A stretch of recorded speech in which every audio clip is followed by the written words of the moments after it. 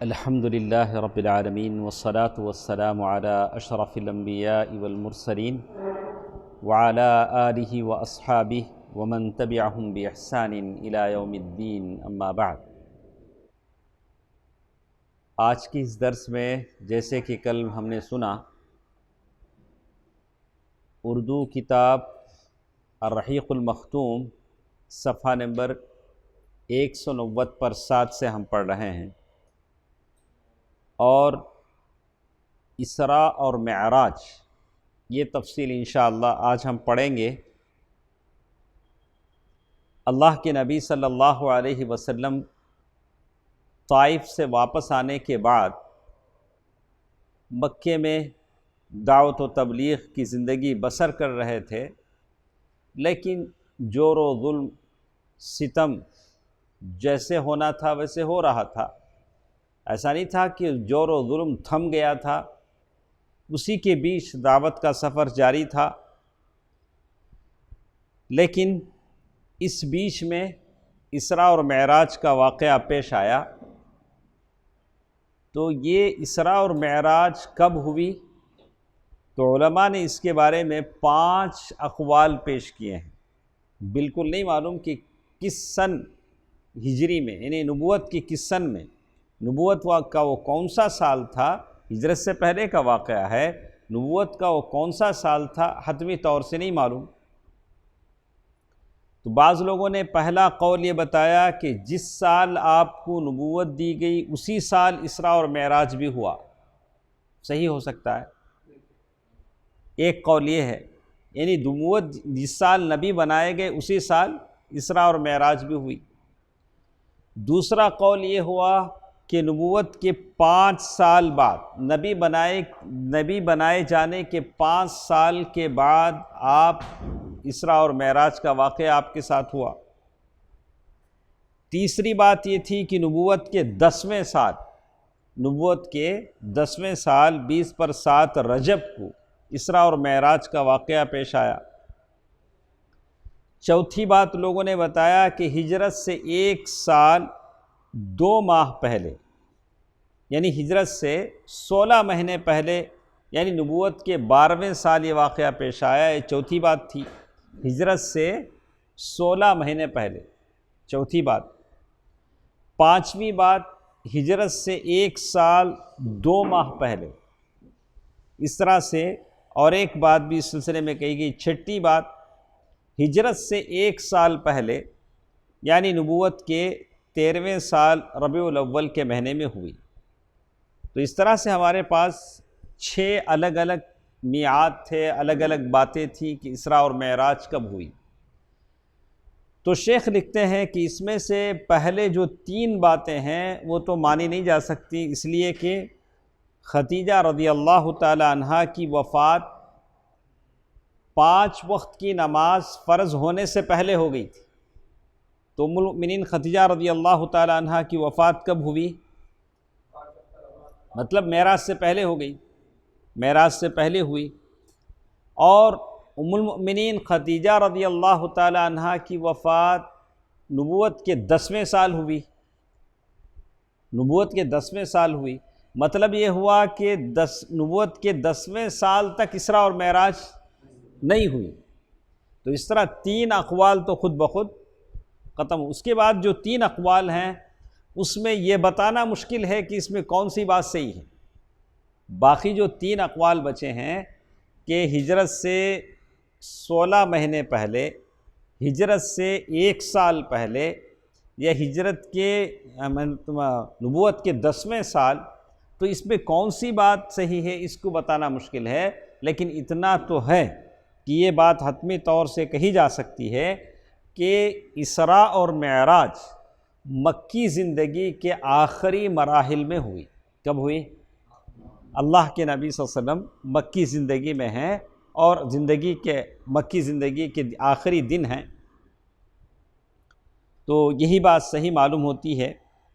اور ابن قیم رحمہ اللہ لکھتے ہیں کہ صحیح قول کے مطابق اب علماء نے اختلاف کیا کہ اللہ کے نبی صلی اللہ علیہ وسلم کو جو اسراء اور معراج ہوا، کیا جسم کے ساتھ ہوئی یا صرف روح کے ساتھ بھی ایک اختلافی مسئلہ ہے، علماء نے اسی لیے یہاں شیخ نے لکھا کہ ابن قیم رحمہ اللہ لکھتے ہیں صحیح قول کے مطابق آپ کو آپ کے جسم مبارک سمیت براق پر سوار کر کے جبریل علیہ السلام کے ساتھ مسجد حرام سے بیت المقدس تک سیر کرائی گئی۔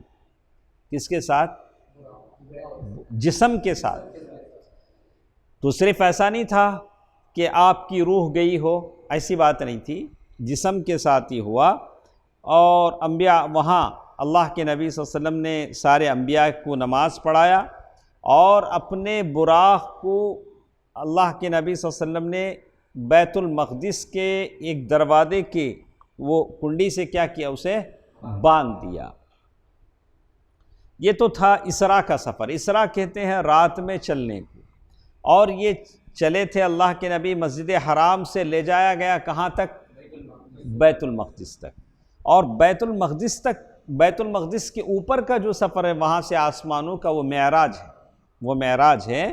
آپ صلی اللہ علیہ وسلم کو اسی رات بیت المقدس سے آسمان دنیا تک لے جایا گیا۔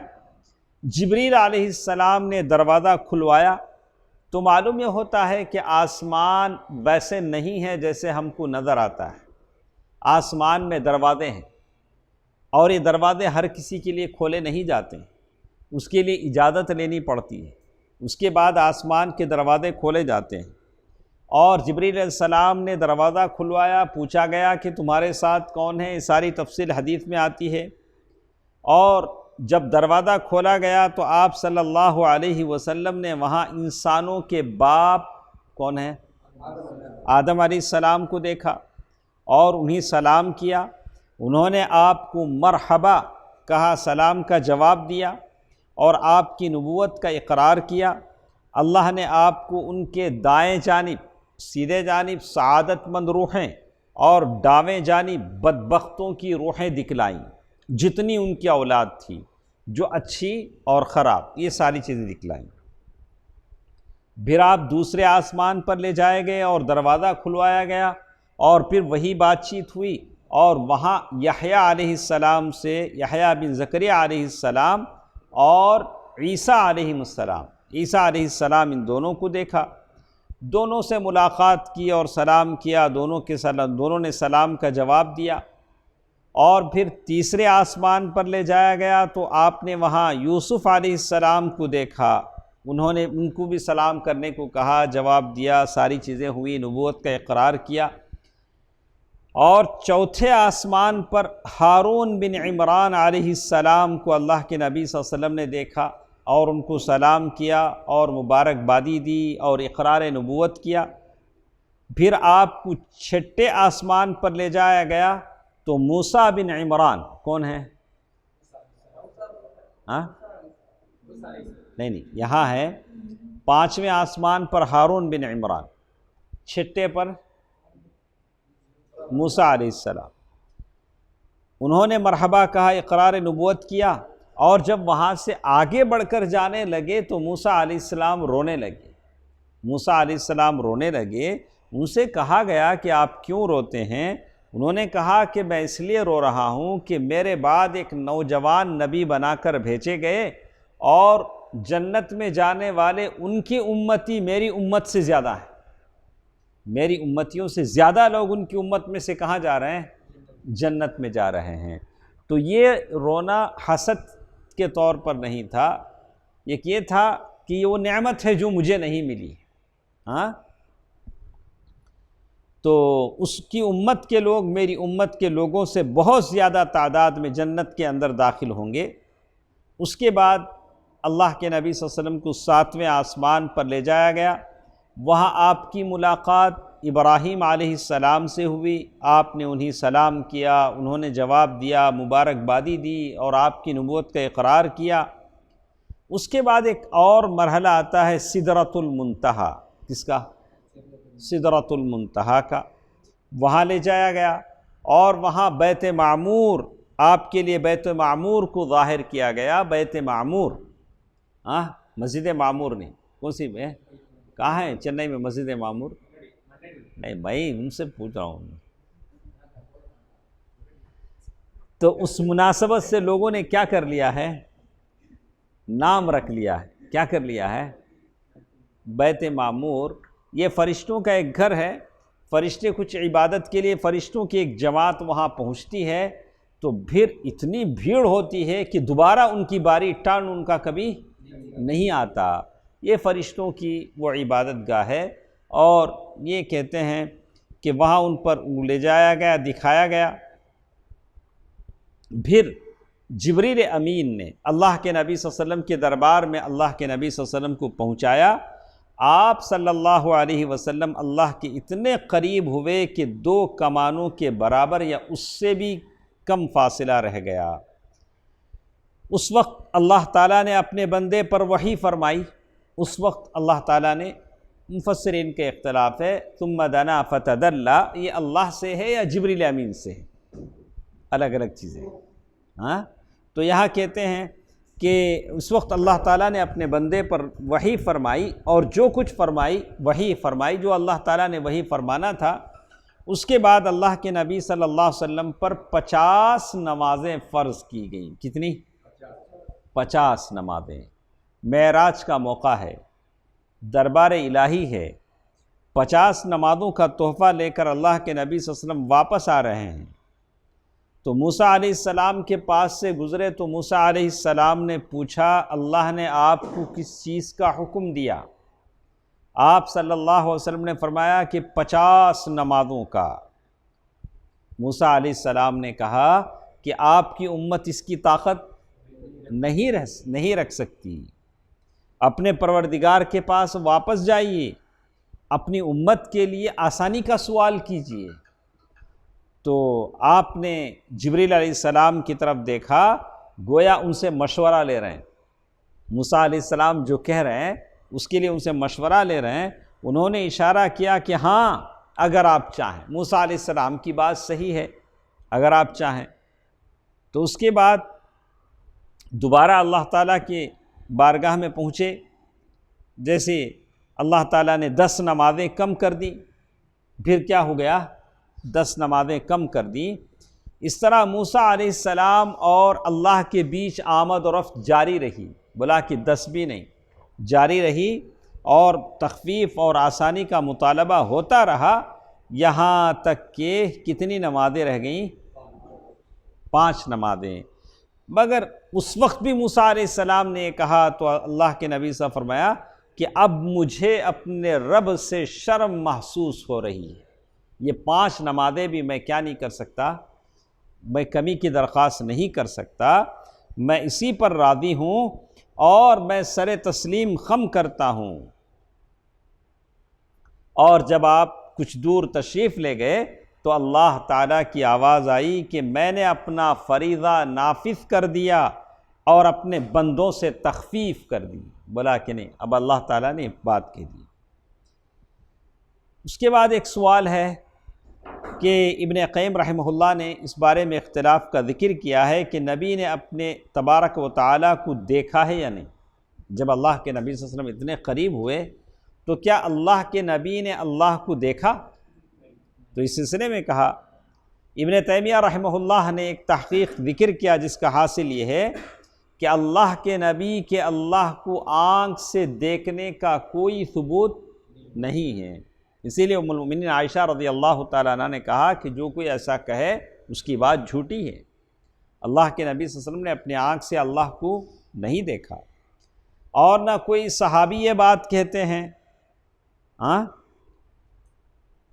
البتہ سورہ نجم میں جو یہ بات ہے ثم دنا فتدلی، پھر وہ نزدیک آیا اور قریب تر ہو گیا، تو یہ اس قربت کے علاوہ ہے جو معراج کے واقعے میں حاصل ہوئی تھی. اس سے مراد جبریل علیہ السلام کی قربت ہے. جیسے میں نے بتایا حضرت عائشہ رضی اللہ تعالیٰ عنہ کی بات بھی اسی سے دلالت کرتی ہے کہ اللہ کے نبی صلی اللہ علیہ وسلم نے جبریل علیہ السلام کو اپنی شکل میں 2 مرتبہ دیکھا. اللہ کے نبی صلی اللہ علیہ وسلم نے پوری زندگی میں جبریل علیہ السلام کو ان کی اصلی شکل میں کتنی مرتبہ دیکھا؟ 2 مرتبہ دیکھا. ایک مرتبہ زمین پر جب ہم شروع میں پڑھ چکے ہیں وحی کا سلسلہ آنا جب بند ہو گیا، اللہ کے نبی صلی اللہ علیہ وسلم جب پریشان حال جا رہے تھے، اچانک آسمان سے آواز آئی، آسمان پر آواز آئی، دیکھا تو وہ موقع تھا، دوسرا موقع سدرۃ المنتہا پر، 2 ہی مرتبہ اللہ کے نبی صلی اللہ علیہ وسلم۔ اس کے بعد جبریل امین جب بھی آتے، کبھی صحابہ کے روپ میں دحیہ کلبی رضی اللہ تعالی عنہ کے روپ میں آتے۔ اس دفعہ بھی اللہ کے نبی صلی اللہ علیہ وسلم کا سینہ پھاڑنے کا واقعہ پیش آیا، اور آپ صلی اللہ علیہ وسلم کو اس سفر کے دوران کئی چیزیں بتلائی گئیں۔ یہ کون سا سفر ہے؟ سفر معراج۔ اللہ کے نبی صلی اللہ علیہ وسلم کو کئی چیزیں بتلائی گئیں، آپ پر دودھ اور شراب پیش کیے گئے۔ اللہ کے نبی صلی اللہ علیہ وسلم کے سامنے 2 چیزیں پیش ہوئیں، ایک دودھ اور شراب۔ آپ نے دودھ اختیار کیا، اس پر آپ سے کہا گیا کہ آپ نے فطرت کو چن لیا، آپ نے فطرت پالی، اور یاد رکھیے اگر آپ نے شراب لی ہوتی تو آپ کی امت گمراہ ہو جاتی۔ اسی طرح اللہ کے نبی صلی اللہ علیہ وسلم نے جنت میں 4 نہریں دیکھی۔ کیا دیکھی؟ 4 نہریں دیکھی، 2 ظاہری اور 2 باطنی۔ ظاہری نہریں نیل و فرات تھیں، اس کا مطلب ایک آپ کی رسالت نیل و فرات کی شاداب وادیوں کو اپنا وطن بنائے گی۔ مطلب یہ تھا کہ اللہ کے نبی صلی اللہ علیہ وسلم سے کہا جا رہا تھا کہ آپ کی رسالت اتنے دور تک پھیلے گی جہاں دریائے فرات اور نیل بہتے ہیں۔ واقعی ایسا ہوا۔ اللہ کے نبی صلی اللہ علیہ وسلم کی رسالت اور نبوت ملک شام، ملک مصر اور جہاں جہاں ایران اور خراسان جو ممالک تھے وہاں تک پہنچ گئی۔ یہاں کے باشندے نسلاً بعد نسل مسلمان ہوں گے۔ یہ نہیں کہ ان دونوں نہروں کا پانی کا منبع جنت میں ہے۔ اچھا طرح سمجھ میں آیا؟ نیل اور فرات یہ دونوں نہریں کہاں بہتی ہیں؟ دنیا میں بہتی ہیں۔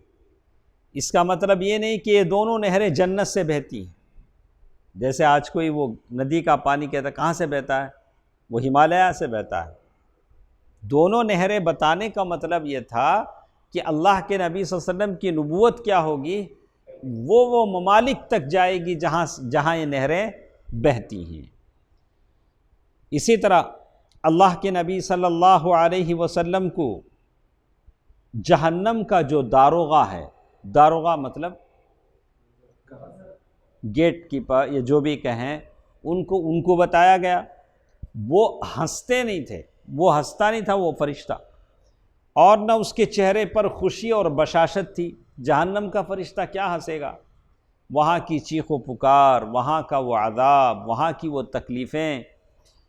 آپ صلی اللہ علیہ وسلم نے جنت و جہنم بھی دیکھی، اللہ کے نبی صلی اللہ علیہ وسلم کو بتلایا گیا۔ آپ صلی اللہ علیہ وسلم نے ان لوگوں کو بھی دیکھا جو یتیموں کا مال ظلم سے کھا جاتے ہیں۔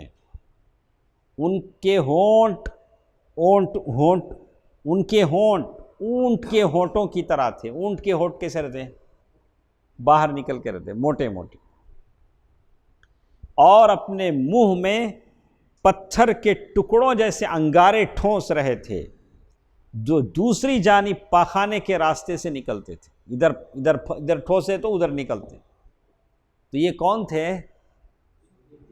یتیموں کا مال کھانے والے۔ سبحان اللہ، یہ بڑا، اسی لیے اللہ کے نبی صلی اللہ علیہ وسلم نے فرمایا انا وکافر الیتیم کہاتین، میں اور یتیم ان دونوں انگلیوں کی طرح ہیں۔ یہ 2 انگلیاں آپس میں جتنی قریب ہیں، جس میں جتنا زیادہ فرق نہیں ہے، بالکل میں یتیم کے ساتھ ایسا ہوں۔ تو اس کا یہ مطلب نہیں کہ ڈر کر معاملہ ہی چھوڑ دے، نہیں، یتیموں کے ساتھ اچھائی کریں، ان کے ساتھ دیکھ بھال کریں۔ تعجب ہوتا ہے، کل میں نے ایک بات پڑھی کہ ایک ٹیچر جب اس نے دیکھا کہ اس کے کلاس میں کئی بچے ایسے ہیں جو غربت کی وجہ سے فون خرید نہیں پاتے ہیں، آن لائن کلاس اٹینڈ نہیں ہو پاتے، اس میں یتیم بچے بھی ہیں جن کے باپ کووڈ میں مر چکے ہیں۔ اس نے ایک تحریک چلائی، اپنے کالج کے 100 بچوں کو اس نے موبائل خرید کر کے دیا تاکہ بچے کیا ہوں؟ کلاس میں حاضر ہوں، کلاس لیں۔ تو بہت سارے کام کرنے کے ہیں اگر ہم کرنا چاہیں۔ کیا رہا سنا بھائی؟ بہت سارے مجال ہیں، بہت سارے میدان ہیں، اگر ثواب کمانا چاہیں تو کہتے ہیں کہ وہ اسی طرح اللہ کے نبی صلی اللہ علیہ وسلم نے سود خوروں کو دیکھا۔ سود خور، ہاں، ان کے پیٹ اتنے بڑے بڑے تھے کہ وہ اپنی جگہ سے ادھر ادھر نہیں ہو سکتے تھے، پیٹ جس طرف لڑکتا وہ اس طرف لڑکتے تھے۔ ہاں، اسی طرح جب آل فرعون کو آگ پر پیش کرنے کے لیے لے جایا جاتا تو ان کے پاس سے گزرتے وقت انہیں رونتے ہوئے جاتے تھے۔ یعنی یہ سب چیزیں اللہ کے نبی صلی اللہ علیہ وسلم نے دیکھی۔ آپ صلی اللہ علیہ وسلم نے زنا کاروں کو بھی دیکھا۔ جہنم میں کسے دیکھا؟ زنا، بدکاری کرنے والوں کو بھی دیکھا۔ ان کے سامنے تازہ اور فربا گوشت تھا۔ کیا تھا؟ ایک طرف تازہ گوشت اور اسی کے پہلو پہ سڑا ہوا چچڑا بھی تھا۔ سڑکو چچڑے ہو، کھانے کے قابل کے بھی نہیں۔ یہ لوگ تازہ اور فربا گوشت چھوڑ کر سڑا ہوا چچڑے کھا رہے تھے۔ کیا مطلب؟ اپنے گھر میں جو پاک طاہرہ عفیفہ بیویاں ہوتی ہیں ان کو چھوڑ کے وہ لوگ کیا کرتے تھے؟ وہ سڑا گوشت کھاتے تھے۔ یہی ان کو جہنم میں سزا دی گئی۔ آپ صلی اللہ علیہ وسلم نے ان عورتوں کو دیکھا جو اپنے شوہروں پر دوسروں کی اولاد داخل کر دیتی ہیں۔ یعنی فرق نہیں ہوتا ہے کہ یہ نطفہ اس کے شوہر کا ہے یا کسی اور کا ہے، العیاذ باللہ۔ یعنی دوسروں سے زنا کے ذریعے حاملہ ہوتی ہیں، لیکن لا علمی کی وجہ سے بچہ ان کے شوہر کا سمجھا جاتا ہے، معلوم نہیں پڑتا ہے۔ آپ صلی اللہ علیہ وسلم نے انہیں دیکھا کہ ان کے سینے میں بڑے بڑے ٹیڑھے کانٹے چبا کر انہیں آسمان و زمین کے بیچ میں لٹکا دیا گیا ہے۔ یہ کون ہیں؟ جو اپنے شوہروں کو دھوکہ دیتے ہیں۔ یہ سارا معاملہ اسراء اور معراج کے موقع پر ہوا۔ آپ صلی اللہ علیہ وسلم آتے جاتے ہوئے مکے کا ایک قافلہ بھی دیکھا، اور انہیں ان کا ایک اونٹ بھی بتایا جو بھٹک کر بھاگ گیا تھا۔ آپ صلی اللہ علیہ وسلم نے ان کا پانی بھی پیا جو ایک ڈھکے ہوئے برتن میں رکھا تھا۔ اس وقت قافلہ سو رہا تھا، پھر آپ نے اسی طرح برتن ڈھک کر چھوڑ دیا، اور یہ بات معراج کی صبح آپ کے دعوے کی صداقت کے لیے ایک دلیل ثابت ہوئی۔ اللہ کے نبی صلی اللہ علیہ وسلم نے اس قافلے کو دیکھا اور اس قافلے کے برتن سے پانی بھی پیا، اور یہ ساری باتیں ہوئیں۔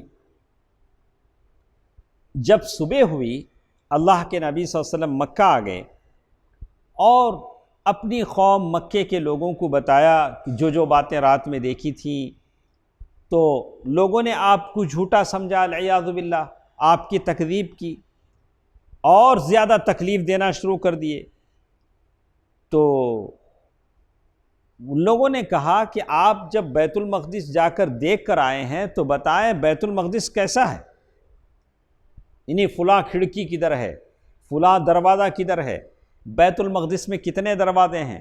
اب آپ عمرے پہ جاتے ہیں، حج پہ جاتے ہیں، اگر کوئی پوچھ لے کہ بھئی وہ باب السلام کدھر ہے، باب الرحمہ کدھر ہے، آپ بتائیں باب النساء کدھر ہے، مدینے میں وہ فلاں فلاں دروازہ کدھر ہے، باب جبریل کدھر ہے، تو آپ کیا بولیں گے؟ اگر آدمی بالکل گیا ہے، دیکھا ہے، اور وہ بھی یہ بھی نہیں تھا کہ اللہ کے نبی صلی اللہ علیہ وسلم نے ساری چیزوں کا استقصاء کیا ہو، یہ ضروری نہیں کہ آدمی گیا ہو، دیکھا ہو، لیکن ساری چیزیں اس کا استحضار ہو، ساری چیزیں گھیر سکتا ہو۔ اللہ کے نبی صلی اللہ علیہ وسلم سے یہ ساری چیزیں پوچھی گئیں، اور اللہ کے نبی صلی اللہ علیہ وسلم ایک آدمی ایک سوال کرتا تھا، تو اللہ تعالیٰ نے بیت المقدس کو لا کر اللہ کے نبی کے سامنے رکھ دیا۔ اللہ کے نبی صلی اللہ علیہ وسلم دیکھتے جاتے تھے اور بتاتے جاتے تھے۔ اس پر اللہ تعالیٰ نے آپ صلی اللہ علیہ وسلم کے لیے بیت المقدس کو ظاہر فرما دیا، وہ آپ صلی اللہ علیہ وسلم کی نگاہوں کے سامنے آ گیا، چنانچہ آپ نے قوم کو اس کی نشانیاں بتلانی شروع کی، فلاں دروازہ کہاں ہے، فلاں کھڑکی کہاں ہے، فلاں کتنے دروازے ہیں، یہ ساری چیزیں۔ اور قوم ہے کہ سن رہی تھی، کوئی بات کا انکار نہیں کر سکتی تھی، بالکل صحیح صحیح باتیں اللہ کے نبی صلی اللہ علیہ وسلم بتا رہے تھے۔ اور اللہ کے نبی صلی اللہ علیہ وسلم نے یہ بھی بتلایا کہ ایک قافلہ آ رہا ہے، تمہارا ایک قافلہ مکے کی طرف آ رہا ہے اور اتنے دن میں مکہ پہنچ جائے گا، یہ بھی اللہ کے نبی صلی اللہ علیہ وسلم نے بتلا دیا۔ اور یہ بھی بتا دیا کہ اس قافلے میں سب سے پہلے اونٹ کون سے رنگ کا ہے۔ کیا رفیق بھائی، اللہ جب تک نہ بتائے نبی کیا بتا سکے، لیکن اللہ نے بتلایا، نبی نے دیکھا، اللہ نے دکھایا، اور نبی نے اپنی قوم کو بتلایا صلی اللہ علیہ وسلم۔ لیکن قریش اتنی ساری چیزیں جاننے کے باوجود کیا ان کا یقین اللہ کے نبی صلی اللہ علیہ وسلم پر بڑھا؟ نہیں، انہوں نے نفرت میں اضافہ ہوا اور انہوں نے ماننے سے انکار کر دیا۔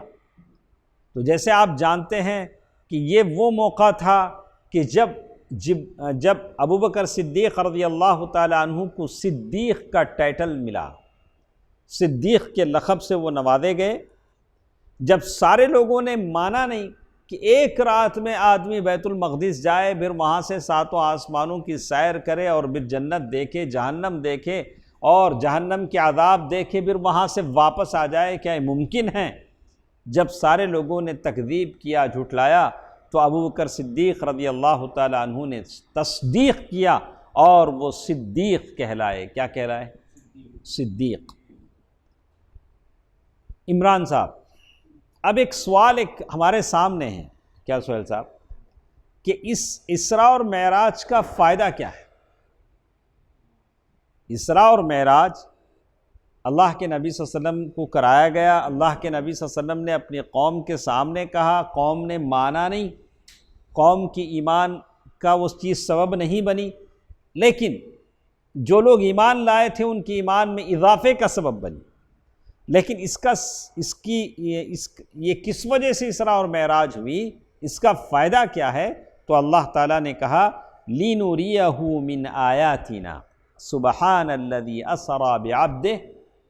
اللہ تعالیٰ نے سورۃ الاسراء میں پوری طور سے کہا لِنُرِيَهُ مِنْ آيَاتِنَا، تاکہ ہم ان کو اپنی بڑی بڑی نشانیاں بتائیں۔ آیات بڑی بڑی نشانیوں کہتے ہیں، اس لیے کہ اللہ کے نبی صلی اللہ علیہ وسلم کی یہ جو دعوت ہے، اسلام اب ایک نئے موڑ پر داخل ہونے والا تھا، یہ ایک ٹرننگ پوائنٹ تھا۔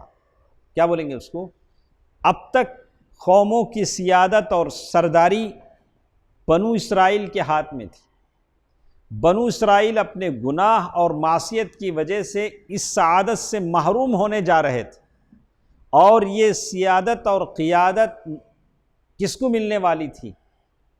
اسلام کو اللہ تعالیٰ نعمت دینے والے تھے، اور اللہ کے نبی صلی اللہ علیہ وسلم کو یہ نعمت ملنے والی تھی کہ وہ قوموں کی سیادت کریں۔ ساری مکے کی اس سنگلاخ وادیوں سے نکل کر اسلام مدینہ اور ساری دنیا میں پھیلنے کا موقع تھا، اسی لیے کہا کہ اب زمین نہیں، آسمان کی بھی سیر ہو جائے، لِنُرِيَهُ مِنْ آیاتنا، اس لیے کہ ایک بڑا انقلاب آنے والا تھا۔ اسلام مکے کی ان چہار دیواری سے نکل کر اب اسلام کہاں پھیلنے والا تھا؟ مدینہ، مصر، خراسان اور سندھ، پوری دنیا میں اس کی رونق چمکنے والی تھی۔ تو اللہ تعالیٰ نے اللہ کے نبی صلی اللہ علیہ وسلم کو کیا کرایا؟ لِنُرِيَهُ مِنْ آیاتنا، ہم اپنی بڑی بڑی نشانیاں ان کو بتانے والے ہیں۔ اور اللہ تعالیٰ کا یہ طریقہ ہے وَكَذَلِكَ نُرِي إِبْرَاهِيمَ مَلَكُوتِ السَّمَاوَاتِ وَالْأَرْضِ وَلِيَكُونَ مِنَ الْمُوقِنِينَ، اور اسی طرح ہم نے ابراہیم علیہ السلام کو آسمان و زمین کا نظام سلطنت دکھلایا۔ کسے؟ اللہ تعالیٰ کا یہ قانون ہے، انبیاء کو بڑے بڑی چیزیں دکھلائی جاتی ہیں تاکہ ان کا ایمان و یقین بڑھے، ان کا ایمان کامل ہو جائے۔ یقین محکم عمل پہ ہم محبت فاتح عالم، ایسا یقین جس میں کوئی تذبذب نہ ہو، ایسا یقین جس میں کوئی رد و بدل نہ ہو، بالکل یقین کے پہاڑ بن جائیں۔ تو یہ بات ابراہیم علیہ السلام کے ساتھ ہوئی۔ ویسے ہی موسیٰ علیہ السلام کے ساتھ لِنُرِيَكَ مِنْ آيَاتِنَا الْكُبْرَى، موسیٰ علیہ السلام کے لیے اللہ تعالیٰ نے کہا۔ تو یہ جو نشانیاں بتلائی گئیں اس لیے بتلائی جاتی ہیں کہ صحابہ کو یقین آ جائے۔ اس کے بعد ثنا بھائی ایک یہ ہے، ہم لوگ یہ سمجھتے ہیں، فارسی میں ایک مثال ہے، ایک فارسی شیخ نے یہاں نقل کیا، شنیدہ کے بود مانند دید، شنیدہ کے بود مانند دید۔ عمران سمجھ میں آیا؟ آپ تو فارسی پڑھا ہے نا، آپ پہلے بولتے تھے فارسی پڑھو تیل بیچو، ہاں، تو کہا کہ شنیدہ کے بود مانند دید، یعنی سننے والا یعنی مطلب جو آدمی آنکھوں سے دیکھتا ہے اس کی حیثیت الگ ہے جو کانوں سے سنتا ہے۔ یہاں اللہ کے نبی صلی اللہ علیہ وسلم کو لے جا کر کیا کیا گیا؟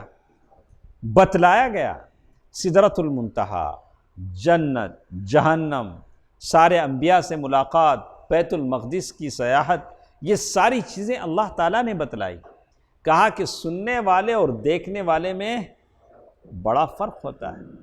ہاں، سننے والے کہ ارے میں ہنکیا سے دیکھا، کیا بولتا ہوں، ہنکیا سے اتنا دیکھیں گے کیا صرف سے دیکھیں گے؟ بولا اس لیے اس کا بھروسہ کیا ہو جاتا ہے، بولا کہ اب یہ میرے آنکھوں کے سامنے ہوا۔ ہاں، تو میرے کیف کہتے ہیں کہ یہی وجہ ہے۔ اب سوال یہ ہے کہ انبیاء علیہم السلام جو مصیبتوں کو جھیلتے ہیں، مصیبتوں کے سامنے پہاڑ بن جاتے ہیں، وہ ایک عام آدمی نہیں کر سکتا۔ کیوں ایسا ہوتا ہے؟ انہوں نے اپنے آنکھوں سے دیکھا ہے۔ انبیاء نے کیا کیا ہے؟ اپنے آنکھوں سے وہ چیزیں دیکھی ہیں، آپ نے نہیں دیکھی، میں نے نہیں دیکھی، اس لیے بڑی بڑی مصیبتوں کو وہ کیا کرتے ہیں؟ جھیل لیتے ہیں، جنہیں اور کوئی برداشت نہیں کر سکتا ہے۔ اسی لیے ان کی نگاہوں میں ساری قوتیں مل کر بھی مچھر کے پر کے برابر حیثیت نہیں رکھتی۔ اس لیے وہ ان قوتوں کی طرف سے ہونے والی سختیوں، تکلیفوں کی کوئی پرواہ نہیں کرتے، اس لیے کہ ان کی آنکھوں نے اللہ کی ان بڑی بڑی نشانیوں کو دیکھا ہے۔ اللہ کے نبی صلی اللہ علیہ وسلم نے جبریل امین کو دیکھا ہے، سدرۃ المنتہا کو دیکھا ہے، انبیاء سے ملاقاتیں کی ہیں، جہنم کے داروغہ کو دیکھا ہے، جہنم کو دیکھا ہے، جنت میں محلوں کو دیکھا ہے۔ تو اللہ کے نبی صلی اللہ علیہ وسلم کا ایمان، یقین، اس کے کیا کہنے؟ تو کہتے ہیں اس واقعہ معراج میں بہت سارے مصلحتیں، مقاصد پوشیدہ تھے، لیکن یہ جو مقصدیں ہم نے ذکر کیا ہے وہ یہ کہ یہ جو اللہ تعالیٰ نے یہ اسراء اور معراج کا پورا واقعہ اللہ تعالیٰ قرآن میں کتنی جگہ بیان کرتے ہیں؟ دریس بھائی، ایک ہی جگہ پورا واقعہ قرآن میں ایک ہی جگہ بیان کرتے ہیں، اور اس کے بعد اللہ تعالیٰ نے فوراً بنی اسرائیل کے ان کے جرموں، ان کی سیاہ کاروں کی طرف اللہ تعالیٰ نے توجہ موڑ دیا، اور ان کو آگاہ کیا۔ اللہ تعالیٰ نے یہ بتایا کہ اب بنی اسرائیل اپنے گناہوں پر رہتے ہوئے اس منصب پر باقی نہیں رہ سکتے۔ اب یہ منصب کس کو ملنے والا ہے؟ یہ دعوت ابراہیمی کی جو دونوں مراکز ہیں، کعبۃ اللہ اور بیت المقدس، یہ کس کے حوالے ہونے جا رہا ہے؟ مسلمانوں کے حوالے ہونے جا رہا ہے۔ یہ بتا رہا ہے کہ اب یہ یہودیوں کے ہاتھ میں نہیں۔ یہودی اپنی سیاہ کاریوں کی وجہ سے، اپنی بدکاریوں کی وجہ سے اس منصب پر رہنے کے وہ کیا نہیں رہے؟ قابل نہیں رہے۔ اب یہودیوں سے اس منصب کو لے کر کس کے حوالے کیا جا رہا ہے؟ مسلمانوں کے حوالے کیا جا رہا ہے۔ یہ قیادت چھین کر ایک ایسی امت کے حوالے کر دی جا رہی ہے جس سے نیکیوں اور بھلائیوں کے چشمے پھوٹیں گے، اور جس امت کا پیغمبر سب سے زیادہ درست راستہ بتانے والا قرآن کی وحی سے بہرور ہے۔ لیکن سوال یہی تھا کہ یہ قیادت کیسے منتقل ہو سکتی ہے؟ یہ جو قیادت کس سے کس کو منتقل ہو رہی ہے؟ یہودیوں سے۔ ہم لوگ بنی اسرائیل نہیں بول سکیں، کیا بولیں گے؟ یہودیوں سے منتقل کدھر ہو رہی ہے؟ اسلام، مسلمانوں کے لیے۔ لیکن کیسے منتقل ہو جبکہ رسول صلی اللہ علیہ وسلم مکے کے ان پہاڑیوں میں لوگوں کے درمیان گھرے ہوئے ہیں؟ اس قیادت کو منتقل کرنے کے لیے کیا کرنا؟ اللہ کے نبی صلی اللہ علیہ وسلم کیا کرنا؟ وہاں سے ہجرت کرنا۔ اللہ تعالیٰ نے پیارے نبی کو وہاں سے کیا کروایا؟ ہر چیز ایک دوسرے سے لنک ہے، جڑی ہوئی ہے۔ آپ اسی انداز سے اس کو سمجھیں گے تو آپ کے دماغ میں کیا ہوگا؟ بات آئے گی۔ کہا اس وقت ایک سوال یہ تھا، جو ایک دوسری حقیقت سے پردہ اٹھا رہا تھا، اور وہ حقیقت یہ تھی کہ اسلامی دعوت کا ایک دور اپنے خاتمے اور اپنے تکمیل کے قریب آ لگا تھا۔ مکے میں اسلامی دعوت کا ایک دور جو تھا، چھپی چھپی دعوت سری، اب وہ دور ختم ہونے کو جا رہا تھا۔ اب کھلے عام دعوت تھی، جس کے زمانے اور حدود و قیود سے باہر کی دعوت تھی۔ اب کوئی جغرافی حدود نہیں تھے کہ یہاں تک ہی دعوت ہو، مکے تک دعوت ہو، مکے کے باہر دعوت نہ ہو، ایسی کوئی بات نہیں تھی۔ اب ایک دوسرا دور شروع ہونے والا تھا جس کا دھارا پہلے سے مختلف ہوگا، تو اسی لیے اب قرآن کا انداز بھی بدل گیا۔ اب قرآن کی جو آیتیں نازل ہونے لگیں وہ مشرکین کو سخت وارننگ دی جا رہی تھی۔ پہلے جو آیتیں آئی تھیں اس میں مسلمانوں کو کہا جا رہا تھا کہ صبر کرو۔ اللہ کے نبی صلی اللہ علیہ وسلم بھی کہہ رہے تھے صبرن یا آل یاسر فإن موعدکم الجنہ، اے یاسر کے خاندان والو صبر کرو، تمہارا ٹھکانہ جنت ہے۔ لیکن اب جو آیتیں نازل ہو رہی تھیں اس میں مشرکین کے لیے ایک طرح کی وارننگ تھی، جیسے اللہ نے کہا وَإِذَا أَرَدْنَا أَن نُهْلِكَ قَرْيَةً أَمَرْنَا مُتْرَفِيهَا فَفَسَقُوا فِيهَا فَحَقَّ عَلَيْهَا الْقَوْلُ فَدَمَّرْنَاهَا تَدْمِيرًا۔ ایسی بستیاں جو گناہ کرتی ہیں ہم ان بستیوں کو تباہ و تاراج کر کے چھوڑ دیتے ہیں۔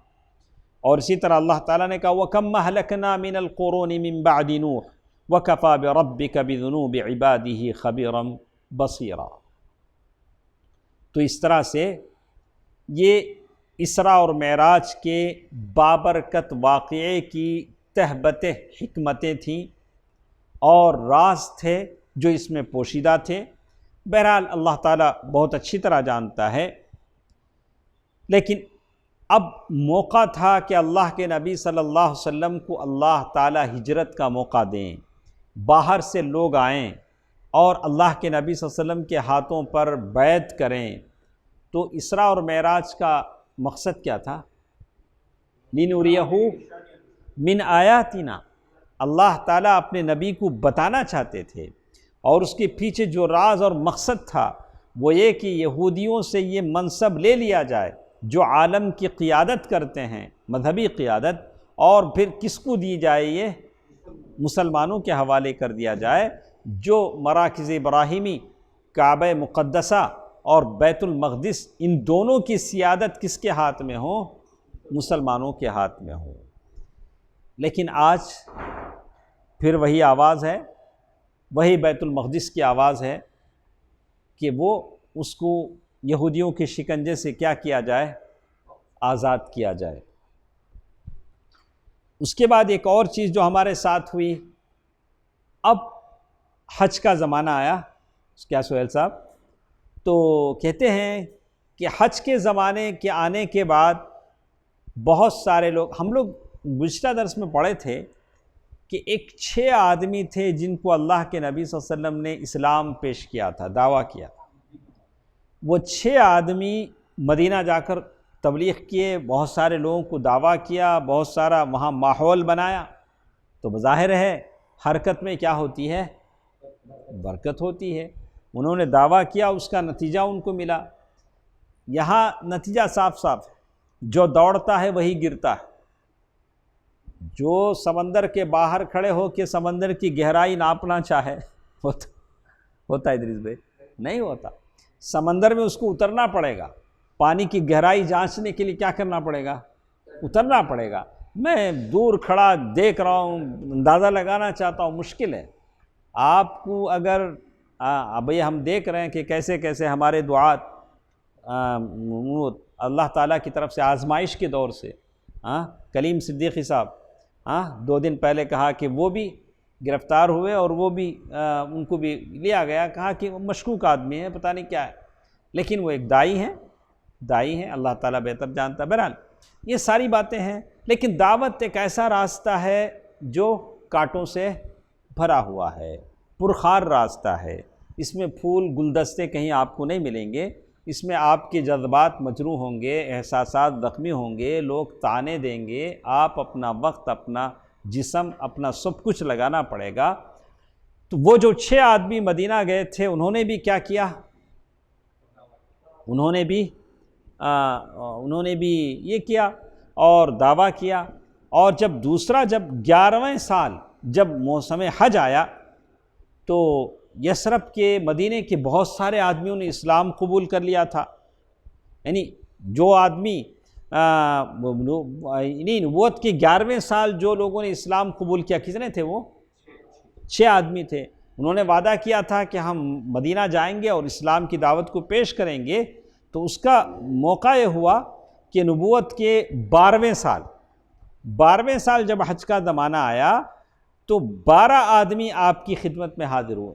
6 کی جگہ کتنے آئے؟ 12، ماشاءاللہ 12 آدمی آئے۔ ان میں جابر بن عبداللہ بن ریاب کو چھوڑ کر باقی 5 وہی تھے جو پچھلے سال بھی آ چکے تھے، اور ان کے علاوہ 7 آدمی نئے تھے۔ معاذ بن الحارث بن عفراء، ذکوان بن عبد القیس، عبادہ بن صامت، یزید بن ثعلبہ، عباس بن عبادہ بن نضلہ، ابو الہیثم بن تیہان، عویم بن ساعدہ۔ یہ کتنے تھے یہ پورے؟ یہاں ایک بات، جب بھی ہم سیرت میں پڑھتے ہیں کیا پڑھتے ہیں؟ عقبہ، بیعت عقبہ۔ بیعت تو جانتے ہیں آپ، بیعت یعنی کسی آدمی سے بیعت لیں، کہ آپ بیعت لینا۔ تو عقبہ یہ گھاٹی کو کہتے ہیں، یعنی تنگ گھاٹی۔ اور تنگ گھاٹی جیسے آپ حج پر گئے ہیں یا عمرہ پر گئے ہیں تو کبھی آپ کو مینا جانے کا یہ ہوا تو آپ دیکھے ہوں گے کہ ایک تنگ ٹنل آتا ہے، تنگ پہاڑی آتی ہے، اسے آپ پار کرتے ہیں۔ ابھی تو سارا پہاڑیاں تراش کر کے راستہ بنا دیا گیا ہے۔ اور یہ جو عقبہ گھاٹی تھی مینا کی طرف جانے کی، عام راستے سے ہٹ کر تھی جس پہ سارے لوگ جاتے ہیں۔ تو اللہ کے نبی صلی اللہ علیہ وسلم نے اس جگہ کا انتخاب کیا جو عام راستے سے کیا ہو؟ ہٹ کر ہو، تاکہ لوگوں کو فوراً اطلاع نہ ہو، چھپے طور سے ان کے ساتھ کیا ہو؟ دعوت کا کام ہو۔ تو یہ اللہ کے نبی صلی اللہ علیہ وسلم کا دعوتی اسلوب تھا۔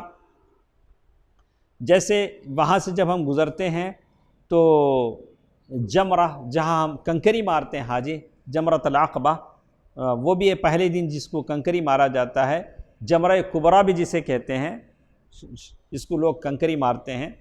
تو یہ عقبہ ہے۔ تو کہتے ہیں کہ کتنے لوگ آئے تھے؟ 12 آدمی۔ تو عقبہ کی اس بیعت کی تفصیل صحیح بخاری میں عبادہ بن صامت رضی اللہ تعالیٰ عنہ کہتے ہیں کہ رسول اللہ صلی اللہ علیہ وسلم نے فرمایا، آؤ مجھ سے اس بات پر بیعت کرو۔ اللہ کے نبی صلی اللہ علیہ وسلم جن باتوں پر بیعت کرتے تھے وہ کیا کیا باتیں تھیں؟ پہلی بات، اللہ کے ساتھ کسی چیز کو شریک نہ کرو۔ کیا بولتے تھے؟ اللہ کے ساتھ کسی چیز کو شریک نہیں کرو گے، چوری نہیں کرو گے، اور کیا بولتے تھے؟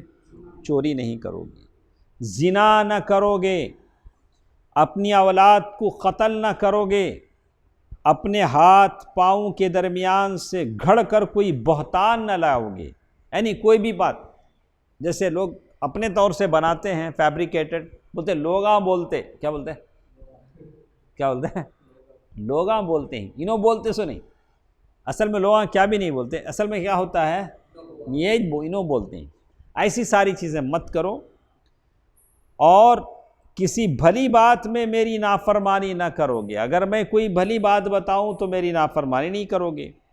جو شخص یہ ساری باتیں پوری کرے گا اس کا اجر اللہ پر ہے۔ جو شخص ان میں سے کسی چیز کا ارتکاب کر بیٹھے گا پھر اسے دنیا ہی میں اس کی سزا دے دی جائے گی تو یہ اس کے لیے کفارہ ہوگی، اور جو شخص ان میں سے کسی چیز کا ارتکاب کر بیٹھے گا پھر اللہ تعالیٰ اس پر پردہ ڈال دے تو اس کا معاملہ اللہ کے حوالے۔ دیکھا آپ نے، سمجھا؟ کوئی گناہ ہم سے ہوتا ہے، گناہ کی سزا اگر اسلامی مملکت ہے سزا مل جاتی ہے تو اللہ اس کے گناہ کو اس کا کفارہ بنا دے گا۔ اگر کوئی گناہ آدمی کرتا ہے اللہ اپنی رحمت سے اس پر پردہ ڈال دیتا ہے تو پھر اللہ کل حشر میں چاہے تو معاف کرے چاہے پکڑ لے۔ تو آدمی گناہ کر کے جرأت مند نہیں ہونا چاہیے، اتنے پاپ کرتا ہوں مجھے کیا بھی نہیں ہوتا، مطلب یہ نہیں۔ اخذ عزیز مقتدر، اللہ جب پکڑتے ہیں تو چھوڑتے نہیں۔ اللہ پکڑتے اس لیے نہیں ہیں کہ موقع دیتے ہیں، سدھر جائے گا آج نہیں تو کل سدھر جائے گا، اس کا مطلب نہیں کہ اللہ تعالیٰ پکڑتے نہیں۔ تو اس کے بعد وہ کہتے ہیں اب یہ جو 12 آدمی مدینے سے آئے تھے ان کے لیے اللہ کے نبی صلی اللہ علیہ وسلم نے دعویٰ کیا، ساری چیزیں پیش کی۔ اب یہ ہوتا ہے کہ اب ان کے ساتھ مدینہ کے لیے کوئی ایک یہ چاہیے، کوئی معلم چاہیے، کوئی اسلام پیش کرنے والا چاہیے۔ بیعت پوری ہو گئی، حج ختم ہو گیا تو اللہ کے نبی صلی اللہ علیہ وسلم نے ان کے ساتھ اپنے پہلے سفیر کو بھیجا، سفیر جو اسلام کی تبلیغ مدینے میں پہنچ کر سکے اور جنہیں اسلامی احکام کی تعلیم دے، انہیں دین کے در و بست سکھائے، دین کے احکام سکھائے۔ تو اسی لیے میں کہتا ہوں لوگوں کو دعویٰ کرنا، اسلام کی طرف لانا یہ ایک چیز ہے، وہی سب سے بڑی چیز ان کو فالو اپ کرنا، ان کو دین سکھانا، وہ کیسے کچھ ہیں، یہ سب سے بڑی چیز۔ اگر میں خوش ہو جاؤں، کلمہ پڑھ لیا، خلاص میں نے ایک سیلفی لے لی، میں خوش ہو گیا اپنے طور سے، تو یہ میرا سب سے بڑا دھوکہ ہے۔ یہ کیا ہے؟ میرا سب سے بڑا دھوکہ ہے۔ اللہ کے نبی صلی اللہ علیہ وسلم کا یہ دعوتی اسلوب یہ بتاتا ہے کہ نہیں، یہاں یہ ہونا چاہیے کہ ان کے ساتھ اللہ کے نبی صلی اللہ علیہ وسلم نے اپنے صحابی مصعب بن عمیر عبدری رضی اللہ عنہ کو بھیجا کہ 12 آدمیوں کے ساتھ یہ بھی مدینہ جائیں گے، جا کر جو لوگ اب تک شرک پر چلے آ رہے ہیں ان میں اسلام کی اشاعت کریں گے۔ اور کس کو بھیجیں؟ اللہ کے نبی صلی اللہ علیہ وسلم نے سابقین اولین میں سے ایک جوان کو منتخب فرمایا۔ سمجھا آپ نے کیا سہیل بھائی؟ جوانی اسی کے کام آتی، یعنی دیکھا گیا کہ کون کتنا سینئر ہے، کون کتنا عمر دراز ہے، سینئر سٹیزن شپ کسے ہے، بلا کے نہیں، جوان ہے، سابقین اولین میں سے ہے، ان کو اللہ کے نبی صلی اللہ علیہ وسلم نے مدینہ بھیجا۔ اور آپ تصور کر سکتے ہیں دربار رسالت میں سارے بیٹھے ہیں، اللہ کے نبی کی نظر رحمت کسی آدمی پر پڑتی ہے، جانتے ہیں کہ یہ اس قابل ہیں، کہتے ہیں کہ آپ کو مدینہ جانا ہے۔ سبحان اللہ، وہاں کوئی حیلہ بہانہ نہیں، مجھے ایک 15 دن چاہیے، گھر کے تھوڑے پینڈنگ کام ہیں، ماں بیمار ہے، یہ کوئی اور بات ہے، کوئی بہانہ نہیں، بس نبی رسالت نے کہہ دیا کہ تمہیں مدینہ جانا ہے، خلاص اللہ کے نبی کا حکم آ گیا کہ آپ کو جانا ہے۔ تو اللہ کے نبی صلی اللہ علیہ وسلم بھی ویسے ہی لوگوں کو بولتے تھے جن کی طرف سے کوئی عذر نہ ہو، کوئی عذر وہاں نہ آئے۔ تو اللہ کے نبی صلی اللہ علیہ وسلم نے سب سے پہلے آدمی جس کو بھیجا، کس کو بھیجا ہے؟ مصعب بن عمیر رضی اللہ تعالی عنہ۔ انشاءاللہ اگلے ہفتے ہمارے درس میں ہوگا کہ مصعب بن عمیر رضی اللہ تعالی عنہ جب مدینہ پہنچتے ہیں تو دعوت و تبلیغ کے کیسے کیسے نمونے دیکھنے کو ملتے ہیں، کیا انداز ملتا ہے، کیسے مصعب بن عمیر رضی اللہ عنہ کے پاس بھپرے ہوئے آگ بگولا لوگ آتے ہیں جو قوموں کے سردار ہیں، کیسے وہ اپنے اچھے اسلوب سے اور اپنے شیریں مٹھاس بھری گفتگو سے کیسے ان کو کنونس کرتے ہیں. کہتے ہیں کہ ارے بھائی بیٹھ تو جاؤ ذرا. ہاں آدمی غصے میں آئے ہیں، کیا کہتے ہیں ان سے؟ ارے بھائی ذرا بیٹھ تو جاؤ، میں کچھ باتیں کہتا ہوں سنو، پسند آئے تو مان جاؤ، نہ پسند آئے تو چھوڑ دینا. ہاں سامنے والا اور کیا کہے گا؟ ارے تم انصاف کی بات بولتے ہو. کیا بولے گا؟ اور ظاہر ہے قرآن جو ایک بار سن لیتا ہے وہ کیا یہ کہے گا کہ مجھے پسند نہیں آئے گا؟ تو انشاءاللہ یہ میٹھی میٹھی باتیں آئندہ ہفتہ ہم سنیں گے انشاءاللہ. آپ بھی تھوڑا وقت پر آ جایا کریں انشاءاللہ. پیر کے دن انشاءاللہ 6:45 پر انشاءاللہ ٹھیک وقت پر آ جائیں. اللہ تعالی ہم تمام کو جو کچھ ہم سنتے ہیں عمل کرنے کی توفیق دے. آمین. والسلام علیکم ورحمۃ اللہ وبرکاتہ.